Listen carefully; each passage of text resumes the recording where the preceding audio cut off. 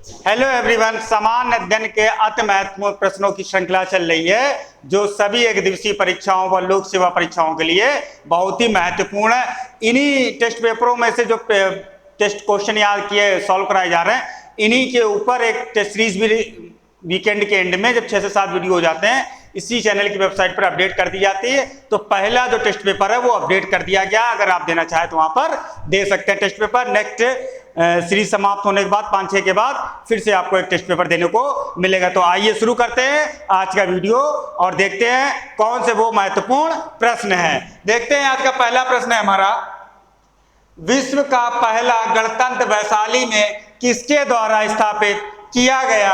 Option दिया गया है ए मौर्य, ऑप्शन दिया गया है बी नंद, ऑप्शन दिया गया है सी गुप्त और ऑप्शन दिया गया है डी लिच्छवी। तो बताइए विश्व का पहला गणतंत्र वैशाली किसके द्वारा स्थापित किया गया? दोस्त गणतंत्र स्थापित किया गया विश्व का पहला, वो लिच्छवियों के द्वारा स्थापित किया गया। ये बुद्ध के समकालीन थे और सबसे बड़ा राज्य था कौन और सबसे शक्तिशाली राज्य था कौन? लिच्छवी। ऑप्शन डी जो है इसका करेक्ट आंसर है। और ये वज्र संघ के प्रमुख थे। कौन? लिच्छवी जो थे वो वज्र संघ के प्रमुख थे। ऑप्शन डी इसका करेक्ट आंसर। नेक्स्ट क्वेश्चन की तरफ बढ़ते हैं। नेक्स्ट है, मगध की प्रारंभिक राजधानी कौन सी थी? ऑप्शन दिया गया है ए पाटलिपुत्र, ऑप्शन दिया गया है बी वैशाली, ऑप्शन दिया गया है सी राजगृह गिरिव्रज और ऑप्शन दिया गया है डी चंपा। तो मगध की जो प्रारंभिक राजधानी थी निम्नलिखित में से कौन सी थी? राजगृह गिरिव्रज थी। ऑप्शन सी जो है करेक्ट आंसर है। इसके ऊपर दो मत मिलते हैं, एक पुराणों के अनुसार और एक हमारा क्या है बौद्ध धर्म के अनुसार। पुराणों के अनुसार जो है तो बृहद्रथ वंश का जो जरासंध था उसने जो है इसकी राजगृह गिरिव्रज की स्थापना की थी। और बौद्ध धर्म के अनुसार जो बौद्ध ग्रंथ है उसके अनुसार जो दिया गया है वो हमारा कौन था? बिंदुसार और उसका पुत्र अजातशत्रु और उसका पुत्र जो था उदयन, उसने जो है उदयन ने जो है इस राजधानी को राजगृह से पाटलिपुत्र भी स्थानांतरित किया है। तो वो कौन सा था? जो हर्यक वंश के थे। ये लोग जो थे बौद्ध ग्रंथों के अनुसार हर्यक वंश के थे। कौन थे? सबसे पहले बिंदुसार ने इसकी स्थापना की थी। उसका पुत्र आता है हमारा कौन? अजातशत्रु और अजातशत्रु के बाद आता है हमारा उदयन। ठीक, ऑप्शन सी जो है इसका करेक्ट आंसर है। नेक्स्ट क्वेश्चन की बात करते हैं। अजातशत्रु के वंश का क्या नाम था? ऑप्शन दिया गया है ए मौर्य, ऑप्शन दिया गया है बी हर्यक, ऑप्शन दिया गया है सी नंद और ऑप्शन दिया गया है डी गुप्त। तो अजातशत्रु के वंश का क्या नाम था? ये हमारे कौन से वंश थे? हर्यक वंश के थे। ऑप्शन बी जो है करेक्ट आंसर है। नेक्स्ट क्वेश्चन की तरफ बढ़ते हैं। नेक्स्ट है हमारा क्वेश्चन, सैंडोकोटस से चंद्रगुप्त मौर्य की पहचान किसने की? ऑप्शन दिया गया है ए विलियम जोन्स, ऑप्शन दिया गया है बी वी स्मिथ, ऑप्शन दिया गया है सी आर के मुखर्जी और ऑप्शन दिया गया है डी आर भंडारकर। तो सैंडोकोटस से चंद्रगुप्त की जो पहचान की थी वो हमारे किसने की थी? विलियम जोन्स ने की थी। ऑप्शन ए जो है इसका करेक्ट आंसर है। और वहीं एंडोकोटस के रूप में चंद्रगुप्त मौर्य की जो पहचान की थी वो किसने की थी? वो हमारी जो की थी एरियन और प्लूटार्क ने। एरियन और प्लूटार्क ने एंडोकोटस के रूप में इसकी पहचान की थी। किसकी? चंद्रगुप्त मौर्य की। ऑप्शन ए जो है इसका करेक्ट आंसर है। नेक्स्ट क्वेश्चन की तरफ बढ़ते हैं। नेक्स्ट हमारा, ब्राह्मी लिपि को सर्वप्रथम किसने पढ़ा? ऑप्शन दिया गया है ए कनिंघम, ऑप्शन दिया गया है बी एएस दानी और ऑप्शन दिया गया है सी व्यूलर और ऑप्शन दिया गया है डी जेम्स प्रिंसेप। तो बताइए ब्राह्मी लिपि को सर्वप्रथम किसने पढ़ा था? जेम्स प्रिंसेप ने 1837 या 35 के आसपास इसको पढ़ा था। ऑप्शन बी जो है करेक्ट आंसर है। नेक्स्ट क्वेश्चन की तरफ बढ़ते हैं। निम्नलिखित में से किस सुल्तान ने एक नगर बसाया जहां अब आगरा स्थित है? ऑप्शन दिया गया है ए मोहम्मद बिन तुगलक, ऑप्शन दिया गया है बी फिरोज तुगलक, ऑप्शन दिया गया है सी बहलोल लोधी, और ऑप्शन दिया गया है डी सिकंदर लोधी। तो बताइए किस सुल्तान ने एक नगर बसाया जहां पर अब आगरा स्थित है? उस सुल्तान का नाम है सिकंदर लोधी।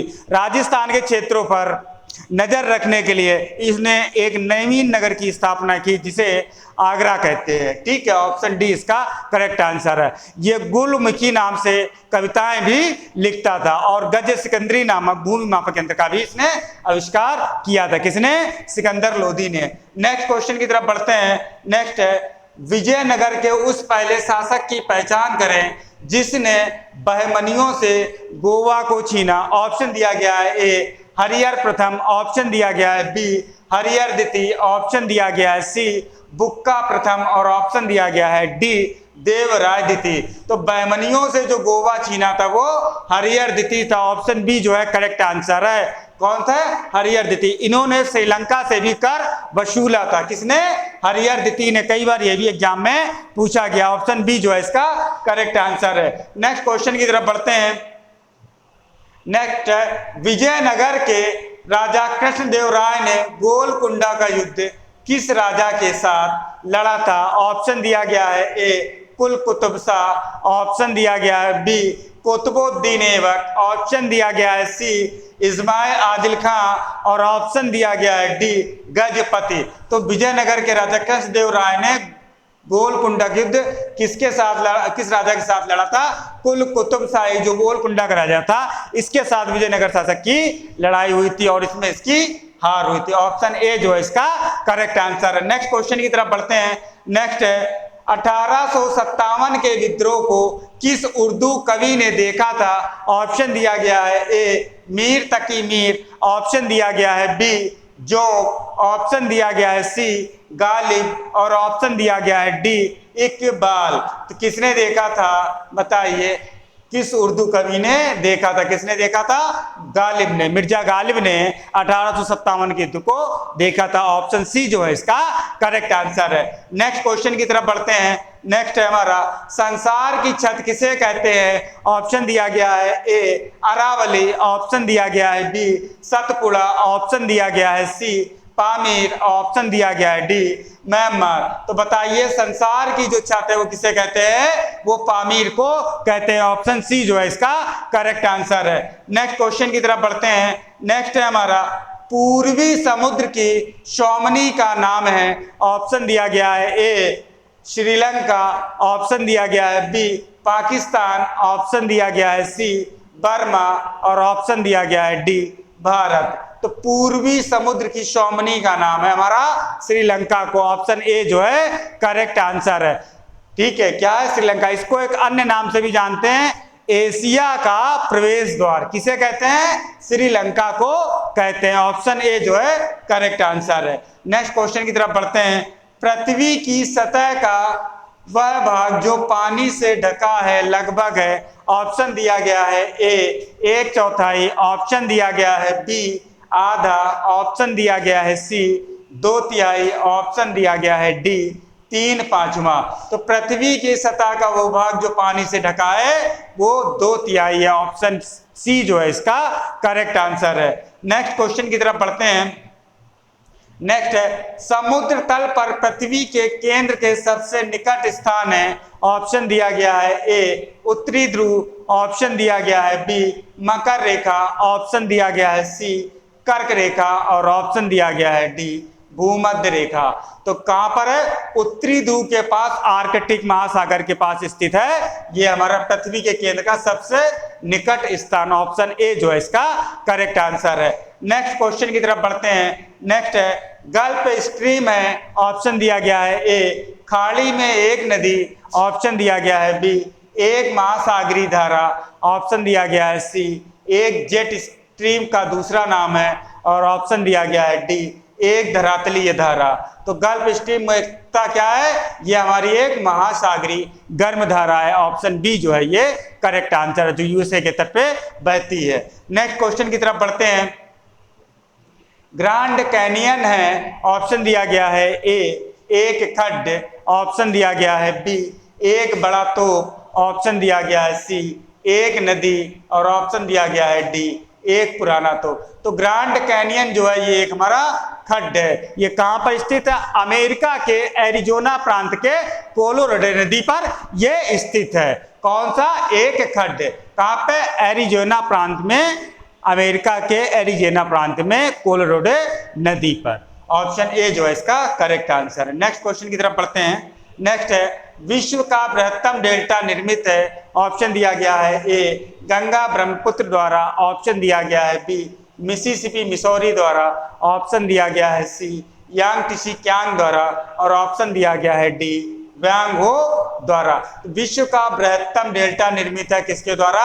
गंगा ब्रह्मपुत्र के द्वारा। ऑप्शन ए जो है इसका करेक्ट आंसर। ये कहां पर स्थित है? ये भारत और बांग्लादेश के बीच स्थित है।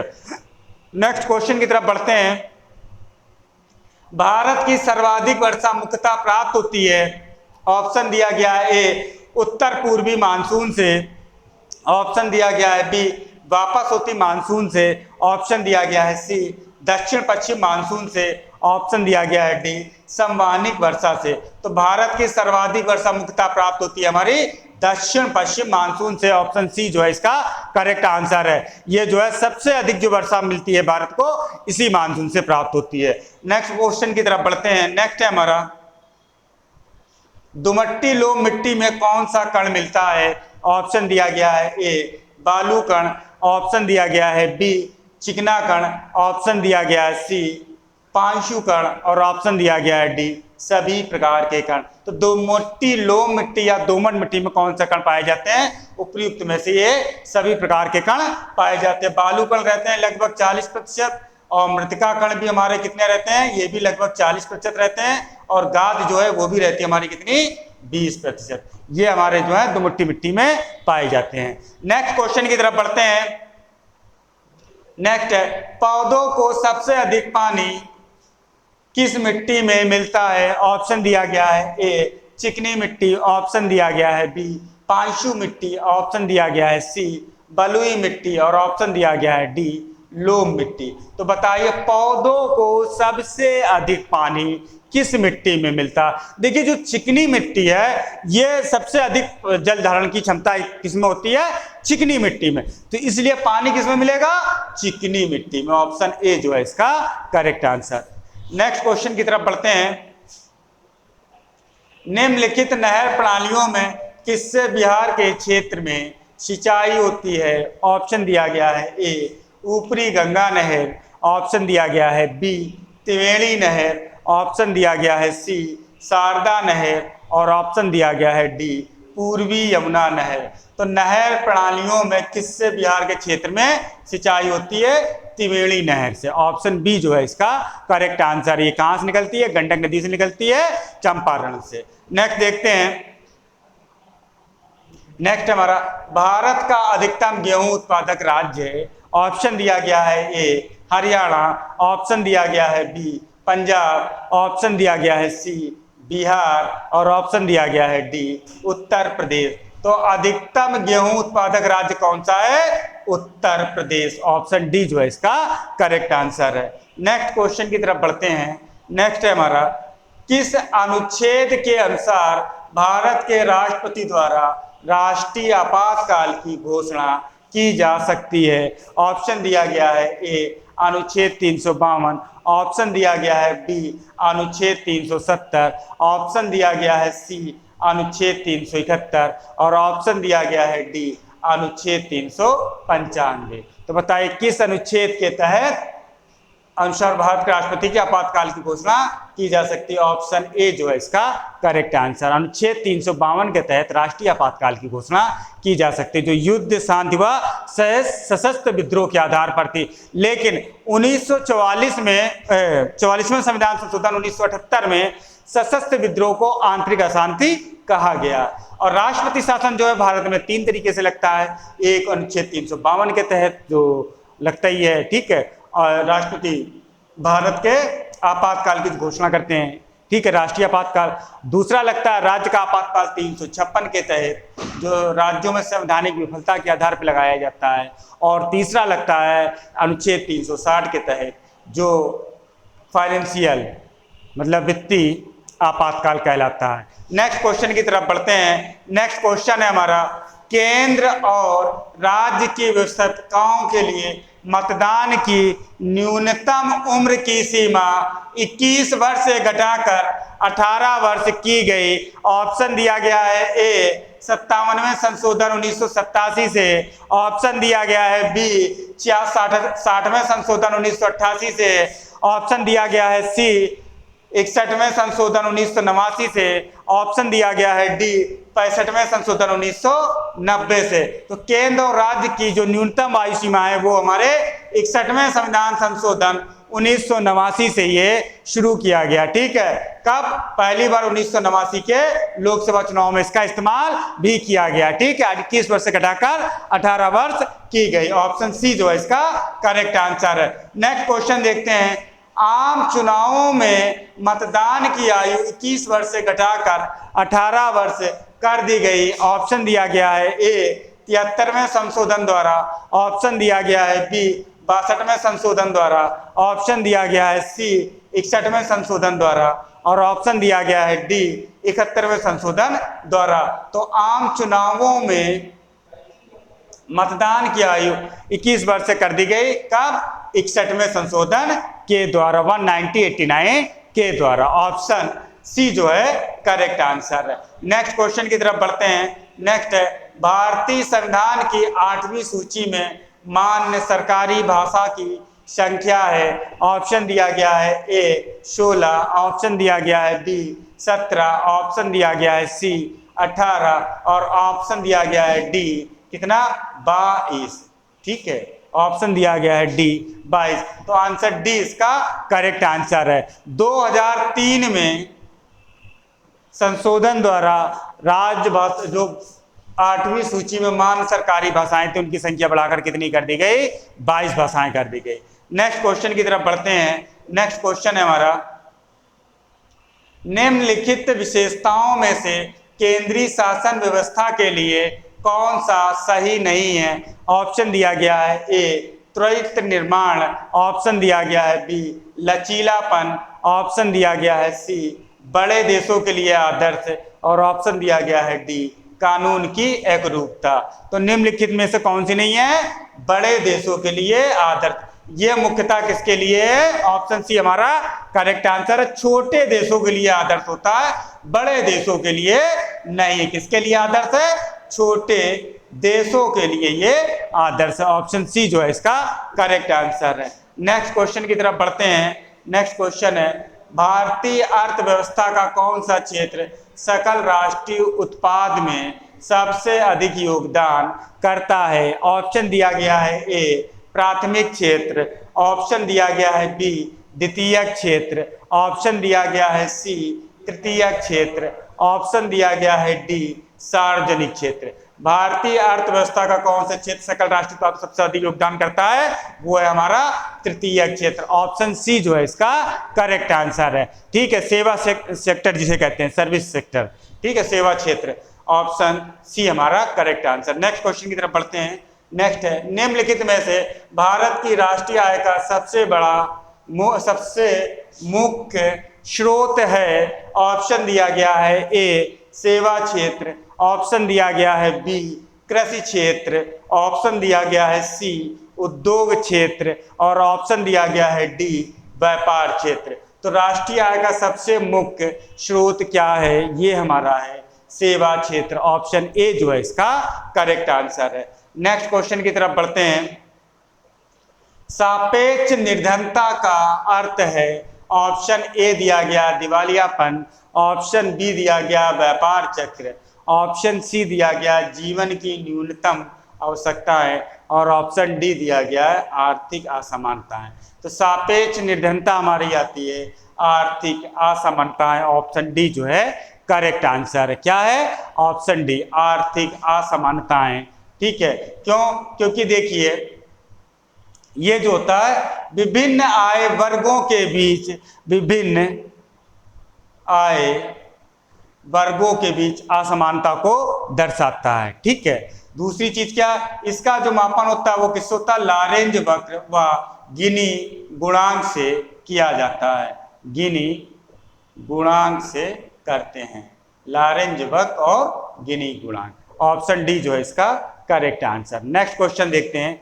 1 किलोमीटर दूरी का तात्पर्य है, ऑप्शन ए दिया गया है 100 मीटर, ऑप्शन बी दिया गया है 100 से 1000 सेंटीमीटर, ऑप्शन सी दिया गया है 1000 मीटर और ऑप्शन डी दिया गया है 100 सेंटीमीटर। तो 1 किलोमीटर दूरी का तात्पर्य है 1000 मीटर, ऑप्शन सी जो है इसका करेक्ट आंसर है। नेक्स्ट क्वेश्चन की तरफ बढ़ते हैं। नेक्स्ट है हमारा 1 पिकोग्राम बराबर होता है, ऑप्शन ए दिया गया है 10⁻⁻6 ग्राम के, ऑप्शन बी दिया गया है 10⁻⁻9 ग्राम के, ऑप्शन सी दिया गया है 10⁻12 ग्राम के और ऑप्शन डी दिया गया है 10⁻15 ग्राम के। तो 1 पिकोग्राम बराबर कितना होता है? 10⁻12 ग्राम के, ऑप्शन सी जो है इसका करेक्ट आंसर है। नेक्स्ट क्वेश्चन देखते हैं। आप एक लिफ्ट में खड़े हैं, लिफ्ट के फर्श पर आपके द्वारा लग रहा बल है, ऑप्शन दिया गया है ए लिफ्ट के 9.8 मीटर प्रति सेकंड स्क्वायर के त्वरण से ऊपर जाते समय शून्य होगा, ऑप्शन दिया गया है बी लिफ्ट के 9.8 मीटर प्रति सेकंड स्क्वायर के त्वरण से नीचे आते समय शून्य हो गया, ऑप्शन दिया गया है सी लिफ्ट के 9.8 मीटर प्रति सेकंड स्क्वायर के त्वरण से किसी भी दिशा में जाते समय शून्य होगा और ऑप्शन दिया गया है डी लिफ्ट के त्वरण की दर बदलने से प्रभावित नहीं होगा। तो बताइए निम्नलिखित में से कौन सा ऑप्शन इसका सही होगा। देखिए लिफ्ट के 9.8 मीटर प्रति सेकेंड के त्वरण से नीचे आते समय शून्य होगा, जो भार लगेगा वो शून्य होगा, ऑप्शन बी जो है इसका करेक्ट आंसर है। क्या है? बी इसका करेक्ट आंसर है। नेक्स्ट क्वेश्चन की तरफ बढ़ते हैं। क्यों ऐसा? क्योंकि लेफ्ट नीचे आते समय लेफ्ट के फर्श पर व्यक्ति का दबाव नहीं पड़ रहा है। नेक्स्ट क्वेश्चन, नेक्स्ट है हमारा वायु में ध्वनि तरंगे होती हैं, ऑप्शन दिया गया है ए तिरछी, ऑप्शन दिया गया है बी अनुदैर्घ्य, ऑप्शन दिया गया है सी विद्युत चुंबकी और ऑप्शन दिया गया है डी ध्रुवीकृत। तो ध्वनि तरंगे होती हैं वायु में, कैसी होती? पहले तो ध्वनि तरंगे होती क्या? ये हमारी क्या होती है? यांत्रिक तरंगे होती हैं। ध्वनि तरंगे जो ये हमारी यांत्रिक तरंगे हैं, ठीक है। ये जो वायु और गैसों में जो होती हैं, ध्यान दीजिए, वायु या फिर कहें गैस, इसमें जो होती हैं ये अनुदैर्घ्य प्रवृत्ति की होती है, ऑप्शन बी जो है इसका करेक्ट आंसर। किस प्रवृत्ति की होती है? अनुदैर्घ्य प्रवृत्ति की। नेक्स्ट क्वेश्चन की तरफ बढ़ते हैं। नेक्स्ट है वनस्पति तेल से वनस्पति घी बनाने में प्रयुक्त होने वाली गैस है, ऑप्शन दिया गया है ए हाइड्रोजन, ऑप्शन दिया गया है बी ऑक्सीजन, ऑप्शन दिया गया है सी नाइट्रोजन और ऑप्शन दिया गया है डी कार्बन डाइऑक्साइड। तो वनस्पति तेल से वनस्पति घी बनाने में प्रयुक्त होने वाली निम्नलिखित में से कौन सी गैस है? देखिए वनस्पति तेल plus hydrogen in presence of nickel क्या बनता है? वनस्पति घी बनता है। क्या बनता है? वनस्पति घी बनता है। वनस्पति तेल प्लस हाइड्रोजन, यानी कि ऑप्शन ए जो है करेक्ट आंसर है। नेक्स्ट क्वेश्चन की तरफ बढ़ते हैं। नेक्स्ट क्वेश्चन है हमारा आयोडीकृत लवण में रहता है, ऑप्शन दिया गया है ए मुक्त आयोडीन, ऑप्शन दिया गया है बी कैल्शियम आयोडाइड, ऑप्शन दिया गया है सी मैग्नीशियम आयोडाइड और ऑप्शन दिया गया है डी पोटेशियम आयोडाइड। तो आयोडीकृत लवण में रहता है मुख्यतः हमारा क्या रहता है? पोटेशियम आयोडाइड, ऑप्शन डी जो है ये हमारा करेक्ट आंसर है, क्योंकि इसमें लवण अधिक होते हैं, ठीक है।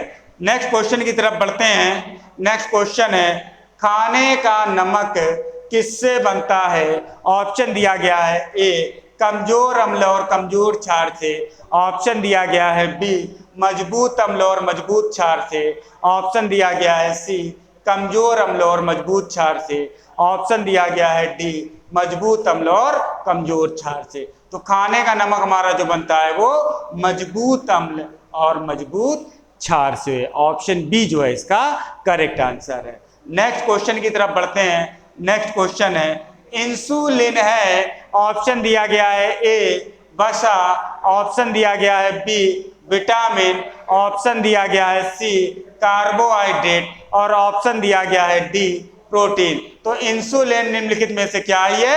प्रोटीन है। ऑप्शन डी जो है करेक्ट आंसर है। ठीक है, और प्रोटीन क्या होते हैं? ये हार्मोन होते हैं हमारे। क्या होते हैं? हार्मोन होते हैं। कौन? प्रोटीन। ठीक है, इंसुलिन का कार्य क्या? ये लैंगर है, अग्नाशय की लैंगर है, इसके दीप कोशिकाओं में रहता है। ठीक है, और इसका मुख्य कार्य जो है वो, अगर इसकी कमी हो जाती है तो मधुमेह रोग हो जाता है। ये शुगर नियंत्रित करने का कार्य करता है। ठीक है, क्या होता है? हार्मोन होता है प्रोटीन। ऑप्शन डी इसका करेक्ट आंसर। नेक्स्ट क्वेश्चन की तरफ बढ़ते हैं। निम्नलिखित में से कौन सा हार्मोन है? ऑप्शन दिया गया है ए आरएनए, ऑप्शन दिया गया है बी इन्वर्टोज और ऑप्शन दिया गया है सी इंसुलिन और ऑप्शन दिया गया है डी एस्कॉर्बिक अम्ल। तो बताइए निम्नलिखित में से कौन सा हार्मोन है? तो कौन सा हार्मोन है? इंसुलिन हार्मोन है। क्या होता है? यह मुख्यतः एक प्रोटीन होता है। ऑप्शन सी जो है इसका करेक्ट आंसर है। नेक्स्ट क्वेश्चन की तरफ बढ़ते हैं। निम्नलिखित में से कौन सा हार्मोन स्तन ग्रंथियों से दुग्ध का स्त्राव होने में भूमिका निभाता है? ऑप्शन दिया गया है ए एड्रेनालिन, ऑप्शन दिया गया है बी थायरॉक्सिन, ऑप्शन दिया गया है सी प्रोजेस्टेरॉन और ऑप्शन दिया गया है डी ऑक्सीटोसिन। तो कौन सा हार्मोन है जो स्तन ग्रंथियों से? यह ऑक्सीटोसिन हार्मोन है। ऑप्शन डी जो है इसका करेक्ट आंसर है। नेक्स्ट क्वेश्चन की तरफ बढ़ते हैं। नेक्स्ट क्वेश्चन है हमारा, वृक्क से प्रति मिनट औसत रक्त प्रवाह होता है। ऑप्शन दिया गया है ए 1000 सीसी, ऑप्शन दिया गया है बी 1200 सीसी, ऑप्शन दिया गया है सी 200 सीसी और ऑप्शन दिया गया है डी कितना? 500 सीसी। तो कितना होता है? 1200 सीसी होता है। ऑप्शन बी जो है हमारा करेक्ट आंसर है। क्या होता है? 1200 सीसी होता है। नेक्स्ट क्वेश्चन की तरफ बढ़ते हैं। ये थे आज के बहुत ही महत्वपूर्ण प्रश्न जो एग्जाम की दृष्टि से अति महत्वपूर्ण हैं, और इनकी जो टेस्ट पेपर है वो 4-5 वीडियो के बाद आपको इसी की वेबसाइट पर अपडेट कर दी जाएगी। आप लोग वहां से उस टेस्ट पेपर को दे लें। ठीक है, पहला टेस्ट पेपर अपलोड कर दिया गया, उसको आप दे सकते हैं, जिसका लिंक जो है वो वीडियो के डिस्क्रिप्शन में दिया गया है। मिलते हैं फिर नेक्स्ट वीडियो में नेक्स्ट अति महत्वपूर्ण प्रश्नों के साथ। Thanks for watching. Thank you.